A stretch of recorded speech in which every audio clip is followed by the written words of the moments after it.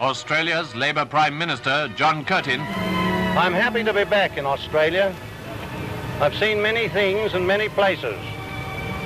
And although every man can be forgiven for loving his own country best, I believe it is an impartial assessment of the facts to say that I have not seen any country or any people better than my own. Welcome to Curtin's Cast, the John Curtin Research Centre's podcast, brought to you by myself, Nick Dyrenfurth, and RedBridge's Kos Samaras. Each week, we bring you the freshest and most challenging conversations from the world of Australian and global politics, culture and ideas. G'day, good morning. Welcome back, Curtinistas, to Curtin's Cast. I'm Nick Dyrenfurth, Executive Director, Head Honcho of the John Curtin Research Centre. I'm joined by Australia's leading pollster, Cosmos Kung Fu, Kos Samaras. Good morning, Kos. How are you? Good morning, man. And welcome to our international listeners. We've got a fabulous guest this morning. I'm not sure whether to say this evening or this morning, London time. Emily Lawford. We've spent years talking about angry young men and the manosphere and the likes and the influence of Joe Rogan, the awful Andrew Tate. I was thinking yesterday about the place of a very popular Australian podcast hosted by Sam Bamford, Two Worlds Collide, an influence on the Australian manosphere and Gen Z men. But there's also another political shift happening amongst young women in Australia and the UK. And Emily Lawford of the new Statesman joins us this morning to explain the rise of Gen Z femosphere and break down the new gender divide, something which Kos has been picking up here in Down Under as well, what it means for our politics. Emily Lawford is a staff writer at the New Statesman, where she covers politics, culture and generational change. Her recent cover story, which we're going to deep dive into today, Meet the Angry Young Women Across Britain, a Radical New Feminism is Rising. A terrific essay. Suggest you have a read at New Statesman website. Explores economic pessimism, online culture and global conflict, how it's shaping this new femosphere and the growing divide between young women and men in politics and society. Emily Lawford, welcome to Curtin's Cast. Thanks for having me on. It's terrific to have you here and thank you for making time. Emily, who are these angry young women and why are you interested in seeking to understand them and explain them? Well, it began when a pollster, Scarlett Maguire, wrote a short piece for us in January where she just looked at a bit of available data about young women and young men's different views. And we were really, really shocked. It wasn't her own polling. She was just looking at polling that was already out there. But it showed some real differences we weren't expecting. I think there's a lot, as you said, there's a huge emphasis on the manosphere, on incel culture, on young men becoming more right-wing and more radicalised. I mean, everywhere in the UK, in America, in Australia, people get very afraid of that. But actually what her polling found was, at least in Britain, young men are still, pretty likely to vote for the Green Party, in general, fairly left-wing, whereas the much, much more of an outlier compared to every other demographic is young women, who are just massively more to the left of young men on all sorts of political issues. But also, as well as general progressive politics, they also had this incredibly pessimistic outlook, which we really didn't expect that at all. So she touched on this in a story in January, and then we thought, let's do our own look at this. So she gathered a poll of, I think, about 2,000 young people. She did her own polling, and as part of that package, I wanted to go meet a bunch of young women who had these views and speak to them and try and explain why they feel so down on society, on capitalism, and really about young men, which is the most negative the thing they're so negative about young men. They're about this massive point. Young men are, in general, pretty positive about young women. Young women are not positive about young men. And they feel much more hopeless about their lives. And even though actually their economic outlooks, by some measures, young women's economic outlooks are now better than young men's, they feel much more pessimistic about things like being able to buy a house, and they don't want kids anything like as much as young men do, and they just feel very alienated from the rest of society in a lot of ways. And so I basically, as part of this feature, I wanted to hear that in their own words. So I went looking for some of these angry young women to see why they felt like that. You've touched on a few things there, their sort of view on capitalism and the way the economy is and isn't working for young people, their views on the other sex. What specifically did they say in polling, and what did specifically did they say when they sat down with you? In the polling, I think young women, there was a big, massive difference to how compared to men. And when I spoke to I spoke to these women and sort of told them about this polling and asked them, is that what do you think of young men? Everyone I spoke to was incredibly dismissive of young men their age. They think they're not interested in the things they care about. They find them, and the women I met, I was looking for them in progressive spaces already. So these were women probably more on the extreme end. So then I met them in various locations like Palestine activism and feminist activism, and all the women were incredibly dismissive of even left-wing men. They still found them not helpful, not sympathetic, not understanding what they want. They were worried about what men are looking at on the internet. They thought men are looking at the horrible manosphere influencers and things like that. They thought men were sexist and racist or find sexist and racist jokes funny. And they felt that their sort of economic and global... They were very, very worried about global issues and economic issues and social justice issues, and so they talked about things like the climate and abortion rights, and they just felt like none of the men they knew cared about that at all. And they just, some of them did still have boyfriends, and some of them were like absolutely not interested, don't want to be friends with men. And some of them said, well, I've got a boyfriend, but I'm still pretty against men in general. But there's hope for my teenage son yet then. Yeah, there's some hope, but I don't envy him. But generally speaking, we can say of these women, they're more educated. We know that the trends here in Australia is more young women are going to university. Men are not attending university in the same numbers, and they're not completing university in the same numbers. We can also, you've spoken that these women are deeply pessimistic. They are politically engaged, but that political engagement has been very much shaped by the online world. How much can we say that this is fringe activism and it's at the extreme ends of what we might call sort of progressive politics, left-wing politics? Or how much does it actually speak to a broader generational mood, which I'm sure Kos is going to want to deep dive into with you? Well, you're right. I mean, some parts of it are fringe, and the women I was speaking to were definitely involved in activist spaces, so we're definitely more on the extreme end. But our polling suggests that is, and it is really a lot of young women who are like this, and it certainly does break down by demographic within that. So white women were actually, according to our polling, more likely to think the UK is racist than non-white women. And women who'd gone to university were more pessimistic, and women in what we'd call ABC1 jobs, sort of more middle-class professions, were more pessimistic economically than women in more working-class professions. So it does break down in a way that essentially the most privileged, educated, white, middle-class women are the most likely to feel hopeless about the UK. But I wouldn't say it's just a niche phenomenon at all. It's they really overwhelmingly feel like that. It's not at all that there's a 15-point, I believe, difference in young women and young men wanting to have kids.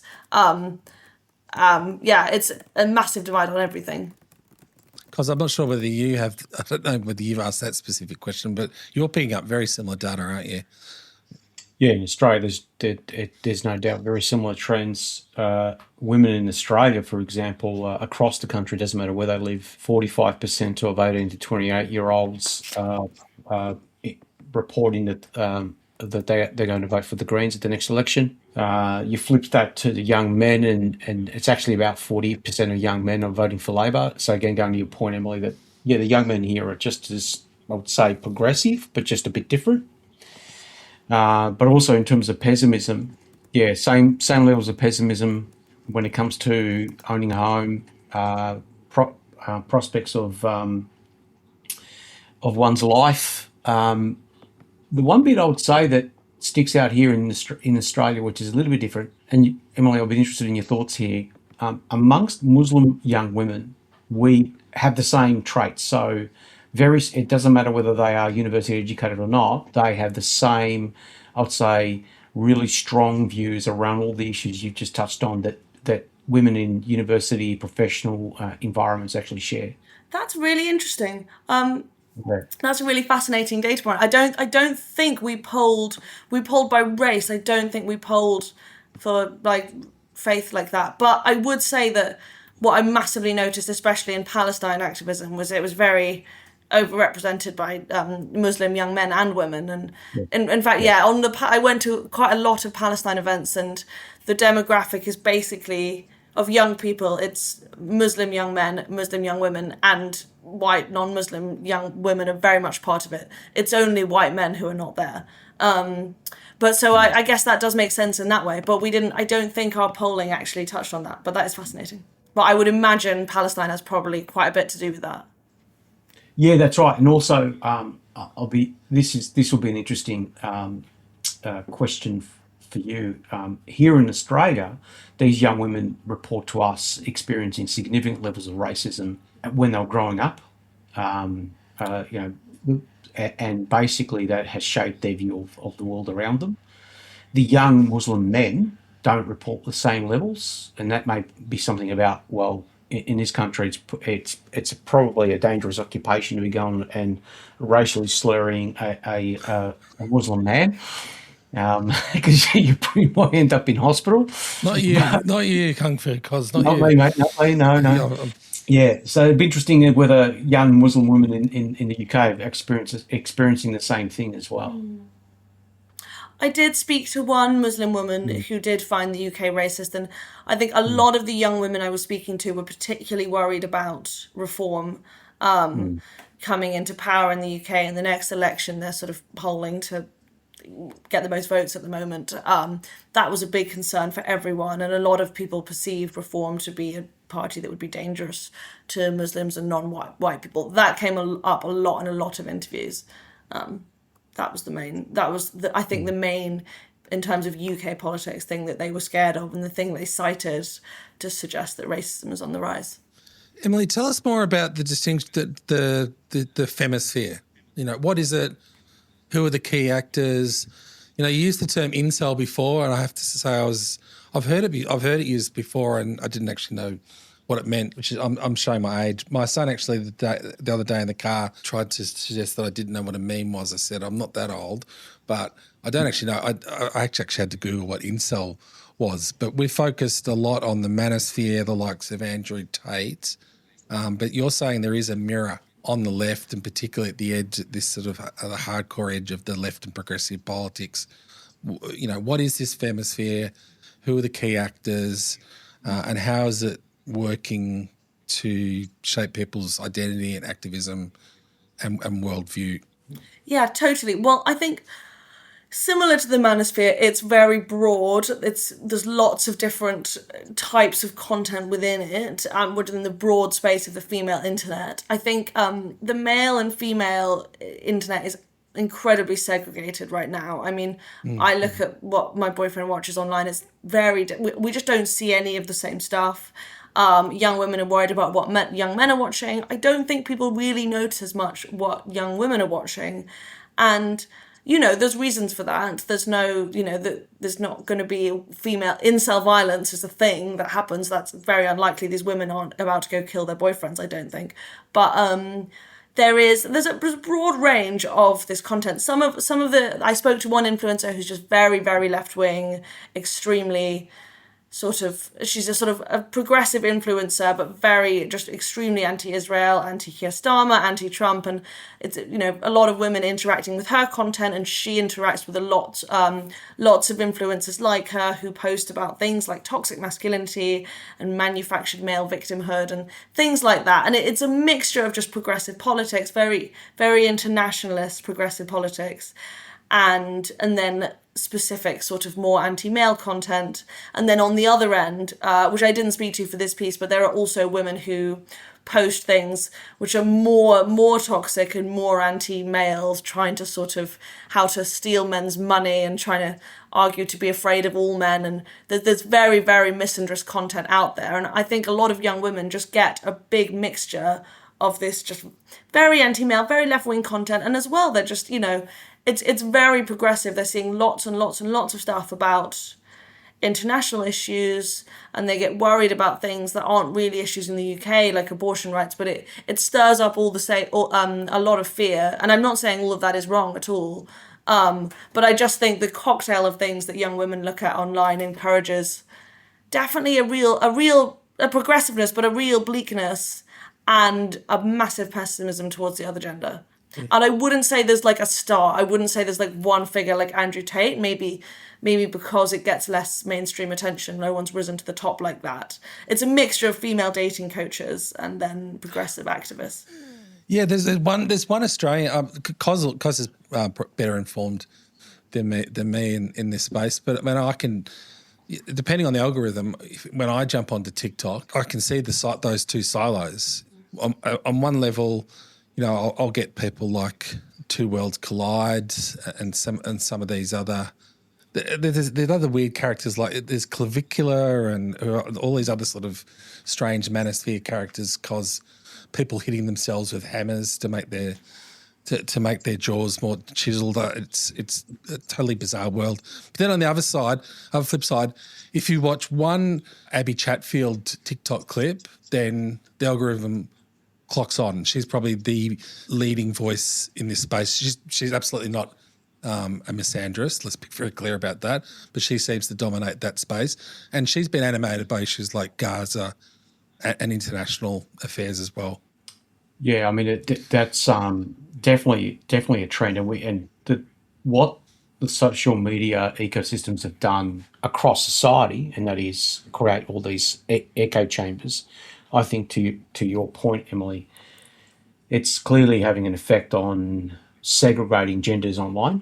I mean, the thing about young people, and you know this, Emily, because you belong to that generation, is you spend a lot of time online. A lot of your socialisation as you've grown up or has been shaped by that online ecosystem. And I think that's probably had a very profound impact on actually creating some of these sort of sentiments that we're seeing at the moment. I would argue also, if you look at the actual social impact on young women, whether it's the pandemic, for example, had an outlying impact on young women versus men. So more likely to lose a job, more likely to spend longer time searching for a new one, more likely to experience sexual harassment at the workplace now at greater levels than ever before, more likely to be subjected to sexual abuse online, and the list goes on, and it also extends into, I would say, even when you're renting. So I'm not sure what it's like in the UK, but when we were interviewing young Australians around their experience with regards to renting, young women are more likely to be spending a lot more of their personal income on rents than men, and also experience what we best defined before some reforms were implemented by some governments here in Australia, experience levels of significant intrusion into their personal lives by landlords and real estate agents. So there's just some examples. That's really interesting. Yeah. I mean, I think you mentioned COVID. I think COVID was a massive radicalizing moment for a lot of these people. I think, you know, it's an incredibly isolating time, and they just spent a lot of time on an internet that was very, very quickly changing. And our polling really actually showed a difference between younger women under 30 and then under 25. And actually, the women who were under 25 were much more negative. They were more negative about the opposite gender and about the country and the status quo. They were about like 10 points more negative about Keir Starmer, for instance, and they were more likely to believe the quote that things are stacked against me no matter how hard I try than women who are between 25 and 30. And I think the difference between those two little small generations is one was at school during COVID and one wasn't. And I think that had a massive radicalizing impact. Oh yeah, I think COVID's a huge part of the story. There's something about TikTok as a platform too. The first time I jumped onto TikTok, I'm showing my age here again, it reminded me of walking into like a pokies venue, Kos, with lights flashing. It's the same thing, and you know, it's the addictive nature of the scrolling, the doom scrolling, and I wonder how much the femosphere and the manosphere playing off against each other in that particular environment is driving this. And to be honest, if I was a young woman and I jumped on TikTok and I saw the likes of clavicular, this looks maxing movement, it's absolutely nuts. Cause I don't know how much. Like, I know you're not on TikTok, cause you should probably jump on just to see how bizarre this place is. As I said, with blokes hitting themselves with hammers. There's an Australian bloke called Andronic or whatever his name is. If I jumped onto TikTok and thought that was representative of young men, you know, I'd probably have a desultory view of young men as well. I should say though, I'm onto my progressive teenage 15-year-old son. I did ask him about these characters, and he told me that they're dicks. Oh, that's good. That's good. That's very reassuring. No, totally. I mean, there's crazy stuff on there, and that stuff targeted at men, but women will see it, and young women, if you see that stuff. And there was some poll about like a shocking number of Gen Z men think women should obey their husbands worldwide. I think, you know, women can see this stuff, and that's why, it was women, young women were half as likely as young men not to want babies, you know, but you see this content and men saying they want women at home and they want women not to have jobs. That massively is a part of it. And so much of TikTok, so much of these videos are just designed to make you angry. And it works. And I get for part of this, I went to Leeds to speak to some girls at Leeds University, and they were talking about the videos they get, and they get these sort of viral skits that are like manufactured to make them angry. They were talking about ones in weddings where brides get like humiliated on their wedding day, and I have actually seen that content, and it's very weird, and it's obviously all scripted and generated to make you feel angry at men. And you see women's versions that are targeted at lonely men, where you get these scripted videos where like a woman a woman is horrible to a man, and then she turns out to be a gold digger or something. And it's all so manufactured, just aimed at making people who don't really understand the other gender, who don't really know the other gender, just to think, oh, they're all awful and horrible. And I think it's a very weird, dangerous online space.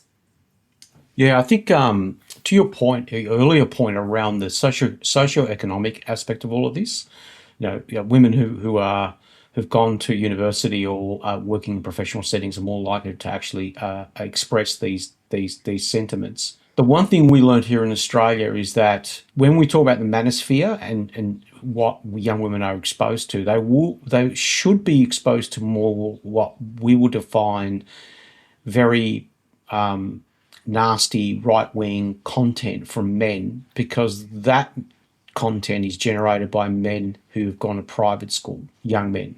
So the research that we've done, you know, we discovered that most of that sort of manosphere lives in that private educated ecosystem, and literally we cannot find it anywhere in any substantive way in young male communities outside that ecosystem. So working class women, for example, young women, won't see that from their young men in their community, for example, because they just are not there at all. That's so interesting. That's totally fascinating.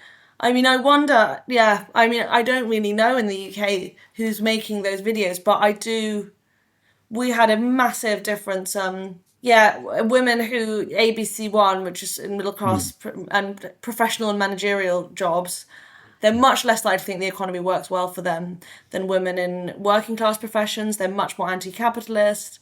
They're about twice as feel twice as negatively about young men than working class women do, and maybe that is because of the kind of young men they're interacting with. That really could be a part of it. That's fascinating. Yeah, we definitely have honed in here in Australia, and I would not be surprised if it's absolutely the same in the UK. And the manosphere has a lot of traction amongst young males who are attending or have attended a private school, where it drops off the cliff as a trend when we are interviewing males who've gone to public education. That's fascinating. Wow. Well, that doesn't speak well. That might also private speak, schools. Kos, to the fact that those private school boys or men, they've often attended a single-sex school as well. Yes. Whereas correct. obviously a public school is by definition co-ed, except with very rare exceptions. And they're also, for our work, have been sociologically, I wouldn't say, engineered to think about the world around them differently. So they are taught that they should aspire to a certain status in life. And that actually is drummed into them via whether it's their family environment, whether it's them being aware they're going to a school that is separate to the public system, kind of elevates their sense of status. And then when they leave that school and go into the real world, that status anxiety is elevated, and they clutch onto things that are completely concocted. And away we go with Andrew Tate and all of them. It's really interesting. I think in general, my personal view, and we didn't poll this, but I do think single-sex spaces do make people feel much more negatively about the other gender if you just don't really know them. That was my experience. I went to a single-sex girls' school until sixth form, and then I went to a mixed school, and it did make me understand, view boys as more human, full-rounded people, not just people you see on the weekend, but like real. It does make you empathize a bit more with, my instinct would be that it is bad, that single sex is bad for you, and I think a lot of these people, you just need to be around. You just need to be around people to understand who they are. I think a lot of people, perhaps COVID was part of making this worse because it just never happened and people didn't make as many friends as they otherwise would have. And it's not just about romantic relationships, but that too. I think that is probably a big part of it. I think society could get away with it in the past when we didn't basically have these silos online. But now you have a situation where young people are growing up through the formative years of their lives, and they are being segregated whilst they're going to school, and then segregated online, and that's having a double effect.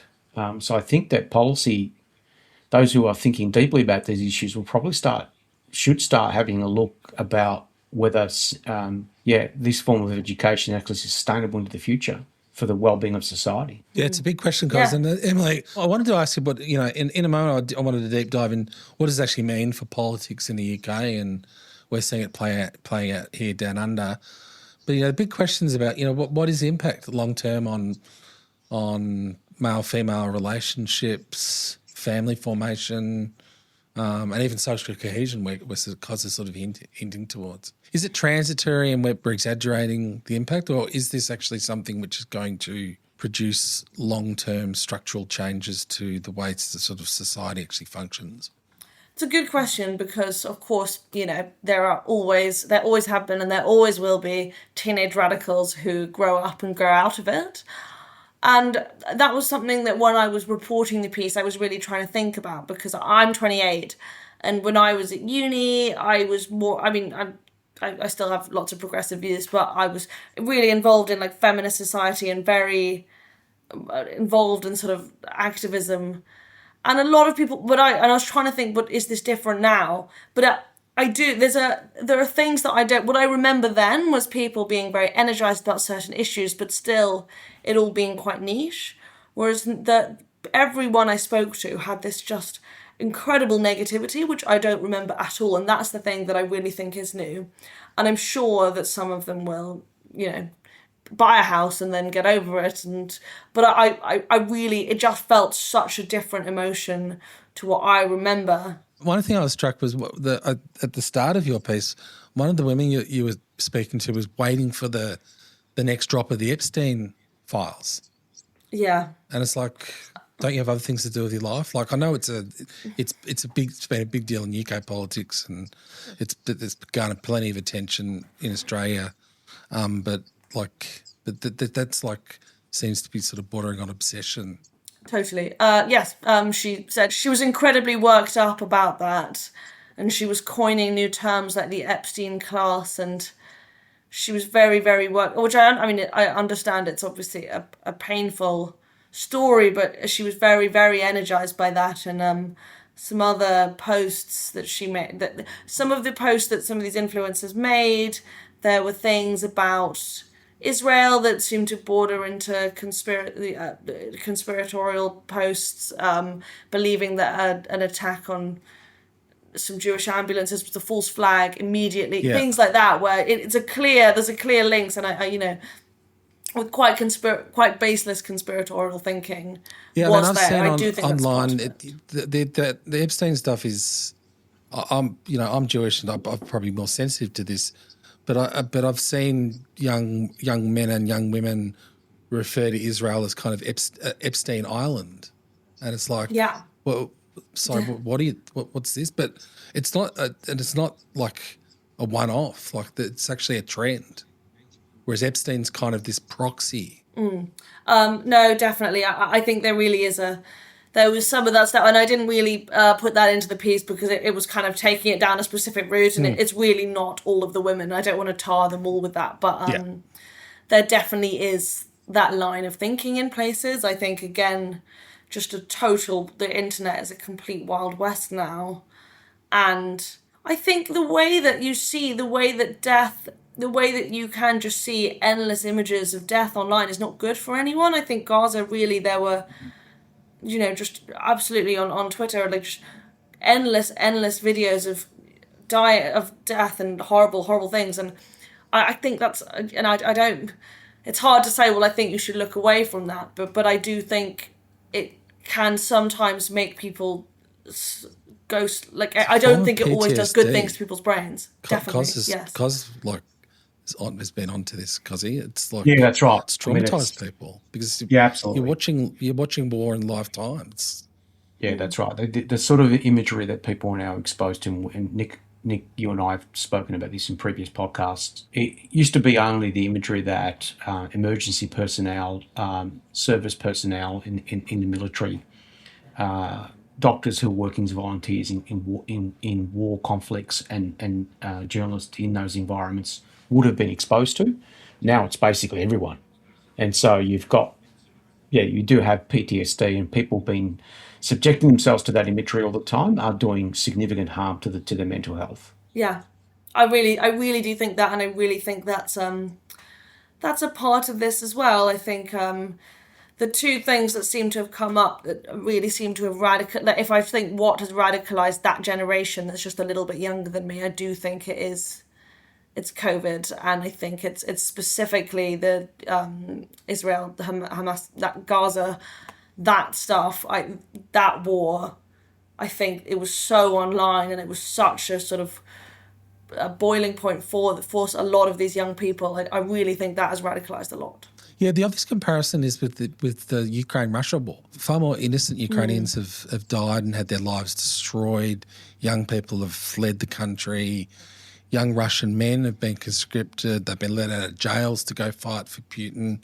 They're literal cannon fodder at the front line. But that conflict has not energised Gen Z in the same way. No, not at all. It never came up. I mean, I know it was. I mean, it's still going. And I don't mean to play off conflicts against each other, but it's like it's quite jarring, the contrast. Yeah, absolutely. No one mentioned that at all as a thing that radicalised them. I assume if asked, most of them would view the UK as broadly on the right side of that, and therefore not something they need to march about. I assume that's what they would say. Whereas they view Starmer not doing anything like enough. And it's also the UK is so they're watching, half of what they watch is on an American internet anyway, so they see America's relationship with Israel and they conflate that with the UK's much more distant relationship, and so yeah, I think they just don't view it as it's not countercultural at all, if they care.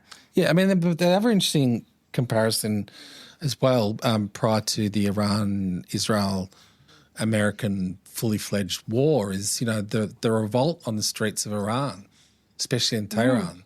That was being, you know, we had wonderful guest Kylie Gilbert-Moore, who was actually locked up by the IRGC a number of years ago, an Australian academic, and you know that those protests have been led by Iranian Gen Z. But again, there doesn't seem the same levels of solidarity and interest online. Yeah, absolutely not. No, again, I mean, some of the influencers posted a bit about Iran, but more against America getting involved. Absolutely, yeah, it definitely was. It's just not a cause that energized them in anything like the same way. I mean, we don't have quite the same weekly Palestine march as we used to have, but we have them very regularly in the UK still. I went to one as part of this. We had seven hunger strikers in prison in the UK who went without food for like really an astonishing amount of time, the same amount of time as the Irish hunger strikers, the Bobby Sands and people like that.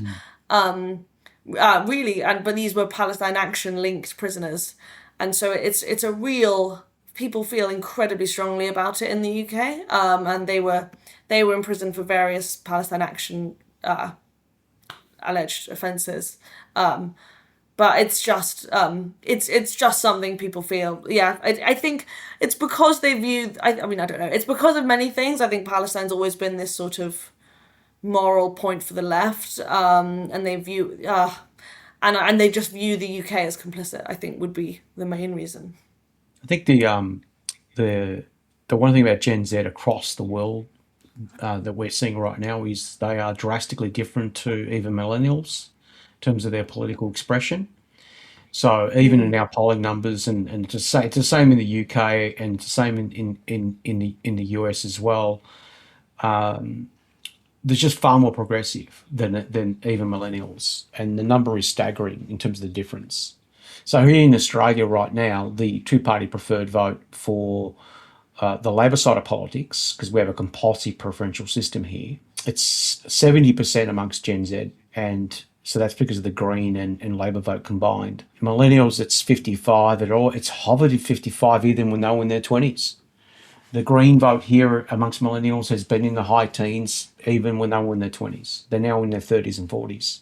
That vote hasn't changed. So they're not getting any more conservative. They're just staying as they are. Gen Z, on the other hand, is super progressive, and I think will have a profound impact on politics. And we could see that in the UK with the recent by-election in Manchester. Lots of tactical voting by young people in particular for the Greens.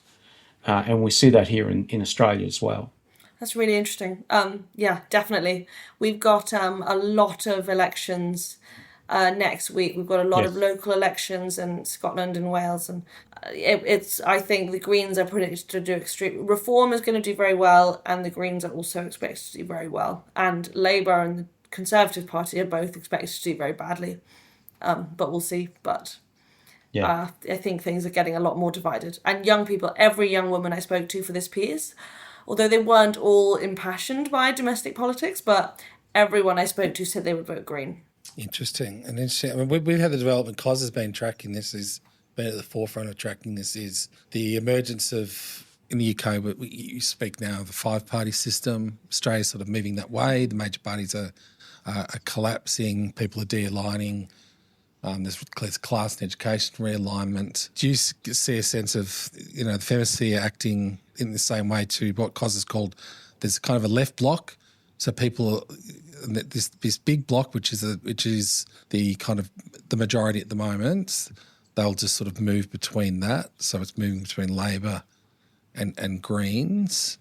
I guess the bigger question is, who will benefit long to, you've mentioned the elections which are coming up in a few days' time. Who benefits long term from this femosphere and this trend you've picked up? Is it the Greens, or will it, in terms of this sort of left bloc, will in 10 years they become be slightly more conservative within the progressive bloc and shift back to Labor? And is it really bad news for the Conservatives and Reform, this gender gap, this gender split?